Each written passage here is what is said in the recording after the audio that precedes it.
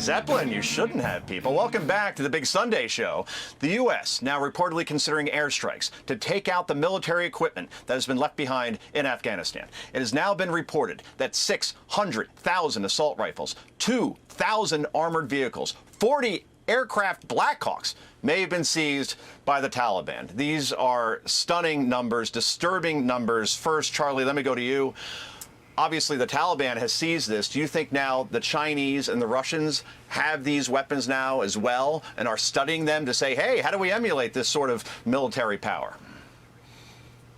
Oh, I think without a doubt, Joe, already we have some of our highest tech equipment going across borders into further enemy hands where this stuff is being analyzed and taken apart.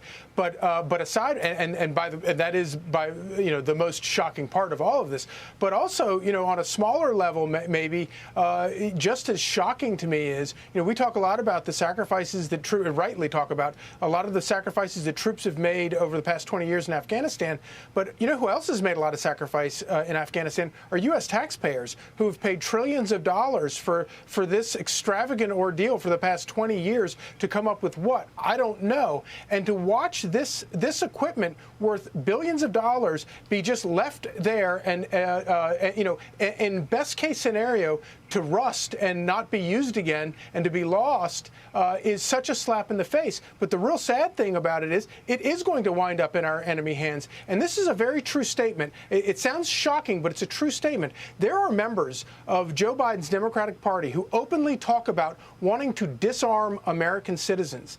Joe Biden now presides over a party that talks about wanting to disarm American citizens while arming our most mortal enemies. That's a shocking and terrifying thing to say about political actors in our country. Shocking and terrifying as well, Lisa, is this tweet by our Secretary of State, Anthony Blinken. I saw this today. I fell off my chair. I broke 2 ribs. I'm still doing the show. You fight through in these situations. Look, listen to this. Put it up on the screen, guys. Blinken says, on this International Day of Remembrance and Tribute to the victims of terrorism, we honor those we have lost to terrorism at home and abroad. The United States stands resolute in our commitment to holding terrorists to account. Lisa, after literally arming terrorists, which is exactly what we've done as a result of the president's decision, the Afghan military disbanding these weapons, and now the Taliban and God knows who else has our equipment to use against us. It is incredible.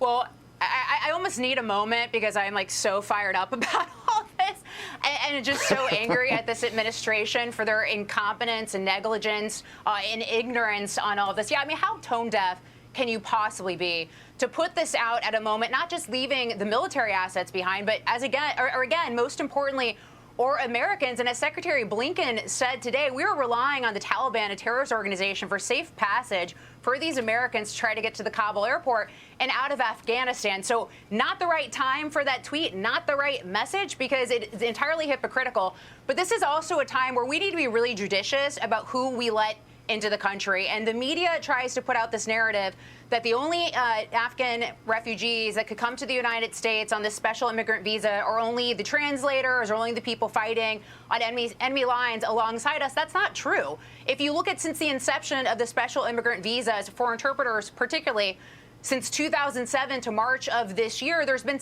less than 750 that have come to America on this visa. There's much broader classifications in the years since 2007 that include a ton of people. We're talking about individuals who, served as food servers with private contractors in Afghanistan, also including their families as well, and then much more broader classifications than that. So we need to be really careful at this time about who we let into America as the world becomes a dangerous place as a result of what we've done in Afghanistan. So I think we need to be careful with the vetting process here.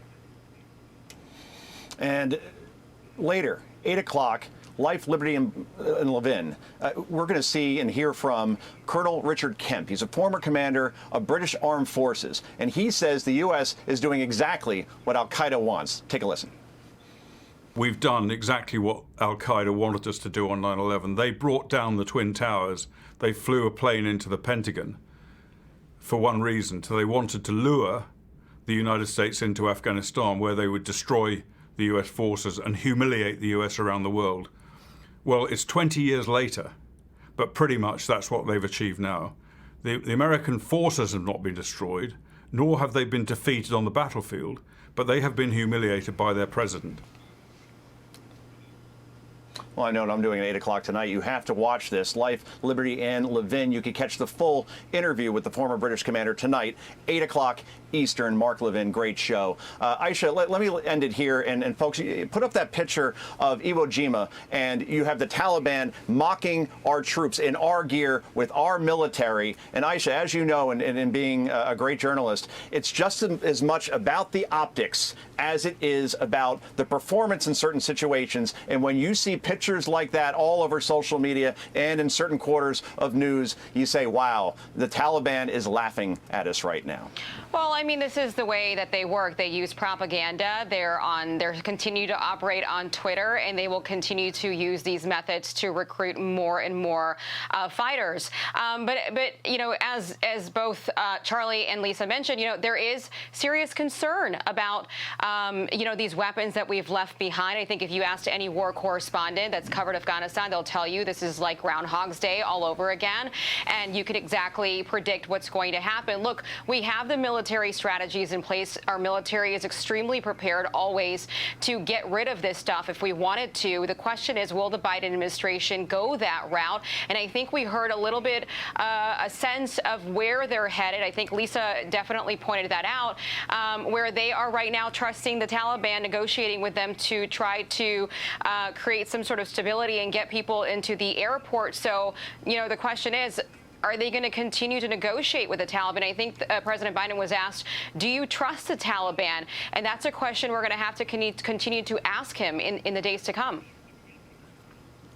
And the questions will be asked, no question about it. This is not going away anytime soon, not next week, not next month. This is the story of the year. Still ahead. Hey, Sean Hannity here. Hey, click here to subscribe to Fox News YouTube page and catch our hottest interviews and most compelling analysis. You will not get it anywhere else.